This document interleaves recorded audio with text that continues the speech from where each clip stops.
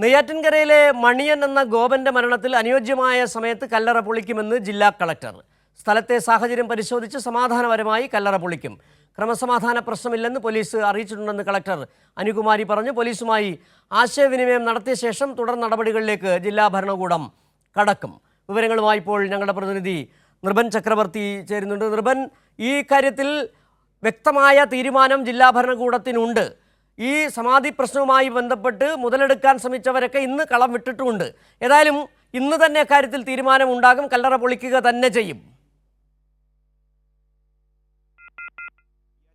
ആറാലുമൂട് സ്വദേശി മണിയനെന്ന് വിളിക്കുന്ന ഗോപന്റെ മരണത്തെ സംബന്ധിച്ച ദുരൂഹത ഇപ്പോഴും തുടരുന്നുണ്ട്. അദ്ദേഹത്തെ സമാധി എന്ന് പറയുന്ന കല്ലറ പൊളിച്ച് മരണത്തിലെ ദുരൂഹത കണ്ടുപിടിക്കേണ്ടതുണ്ട്. കഴിഞ്ഞ ദിവസം പ്രദേശത്ത് ബന്ധുക്കളുടെ എതിർപ്പുണ്ടായിരുന്നു.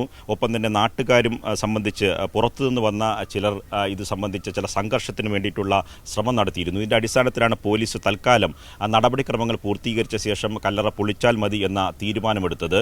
പക്ഷേ ഇന്ന് പോലീസ് ജില്ലാ കളക്ടർക്ക് നൽകിയിട്ടുള്ള റിപ്പോർട്ട് എന്ന് പറയുന്നത് ഈ സ്ഥലത്ത് ഈ ആറാലുമൂട് ഈ സമാധി ഇരിക്കുന്ന ഈ ഗോപന്റെ വീട്ടിന് മുന്നിലുള്ള പ്രദേശത്ത് മറ്റ് സംഘർഷ സാധ്യത ഒന്നും തന്നെയില്ല. അതുകൊണ്ട് തുടർ നടപടികളിലേക്ക് പോകാം എന്നതാണ് ജില്ലാ കളക്ടർക്ക് നൽകിയിട്ടുള്ള റിപ്പോർട്ട്.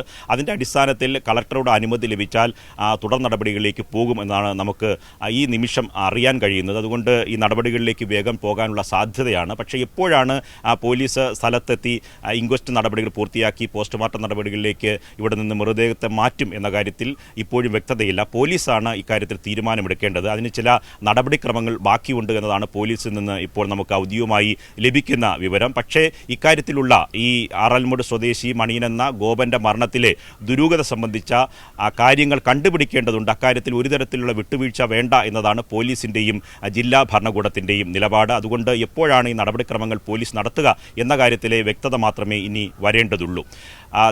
ഈ ആറാലുമൂട് ഗോപന്റെ വീട്ടിന് മുന്നിൽ നിന്നും ക്യാമറമാൻ സജു കാഞ്ഞിരംകുളത്തിനൊപ്പം നൃപൻ ചക്രവർത്തി, കൈരളി ന്യൂസ്.